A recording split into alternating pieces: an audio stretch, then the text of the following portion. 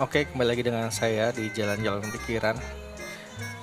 Kita melanjutkan topik edukasi literasi kita tentang usaha, UMKM, bisnis gitu ya. Jadi, ini saya melanjutkan mengenai konsep namanya adalah koperasi ya.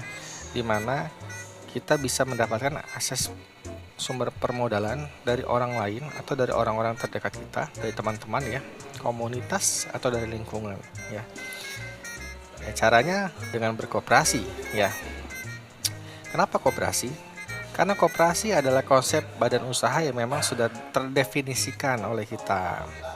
Jadi sudah lama, sudah ratusan tahun konsep koperasi ada istilahnya atau dibuat. Sama seperti konsep usaha bisnis yang lain pada umumnya gitu ya, atau konsep perusahaan pada umumnya gitu ya.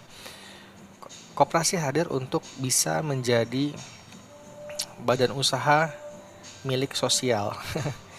Bukan dalam artian bergerak untuk kehidupan sosial ya, tapi memang konsep koperasi ini hadir untuk bisa menjadi counter atau penyeimbang dari adanya pemain-pemain bisnis besar, perusahaan-perusahaan besar, dunia industrialisasi, dunia bisnis industrialisasi ketika itu, zaman dulu itu, dunia industrialisasi ini erat kaitannya dengan konsep kapitalisme. Tahu kan kapitalisme? Maka karena itu koperasi hadir sebagai alternatif lain ya, bukan sebagai lawan, alternatif lain ya, di mana koperasi ini hadir untuk bisa menggabungkan para pelaku usaha UMKM yang modalnya kecil-kecil itu, yang tidak bisa masuk ke dalam dunia bisnis kapitalisme yang sudah ada, para pemain-pemain besar yang sudah ada. Maka koperasi hadir untuk apa? Untuk membesarkan para pelaku usaha kecil, UMKM yang memang modalnya terbatas. Mereka akan berkumpul, bergabung dalam sebuah badan usaha bernama koperasi. Ya tentu kalau zaman dulu memang lebih dikenal dengan erat kaitannya dengan koperasi produsen ya, di mana anggotanya adalah para produsen-produsen kecil, para pelaku UMKM produsen kecil, di mana mereka menghasilkan produk yang sedikit ya. Istilah kata, mereka tidak memiliki modal yang cukup untuk menghasilkan produksi yang besar atau memenuhi kuota dari para pemain perusahaan besar gitu ya. Maka mereka bergabung dalam koperasi. Lalu bagaimana kalau apakah memang khusus hanya untuk produsen saja koperasi ini? Tidak. Jadi semakin berjalan seiring waktu ya, konsep berkooperasi ini juga bisa diadopsi oleh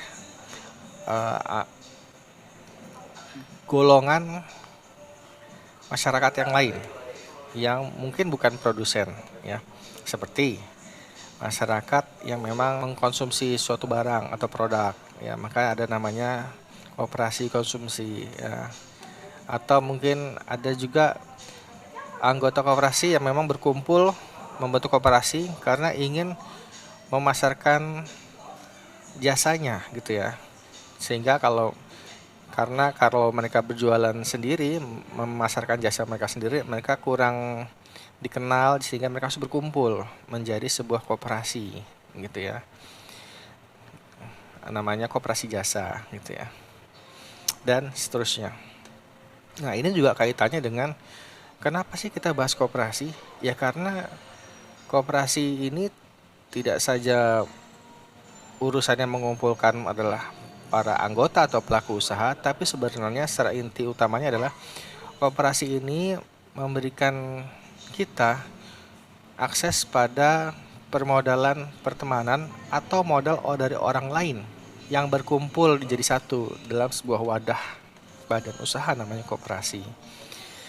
Dan karena sudah ratusan tahun, maka konsep pembagian keuntungannya atau bagi pembagian sisa hasil usaha atas modal itu juga diatur sedemikian rupa sehingga kontribusi modal setiap anggota itu akan dihitung secara proporsional gitu ya. Jadi tidak ada yang dirugikan gitu dalam berkoperasi. Dan menurut saya sampai dengan saat ini ketika ada Koperasi Merah Putih yang banyak sekali dikritisi ataupun dipandang sebelah mata, mungkin hanya sedikit yang mengusahakan untuk terus mengedukasi mengenai koperasi, ya, khususnya terkait dengan permodalan anggota, manfaatnya buat anggota, penghitungan sisa hasil usaha gitu ya, dan lain sebagainya. Kenapa saya bicara ini? Karena ternyata kalau ditonton di channel-channel konten podcast gitu ya, banyak yang memang meragukan terkait dengan koperasi di Indonesia, baru dengan nama Koperasi Desa Merah Putih, Koperasi Kelurahan Merah Putih.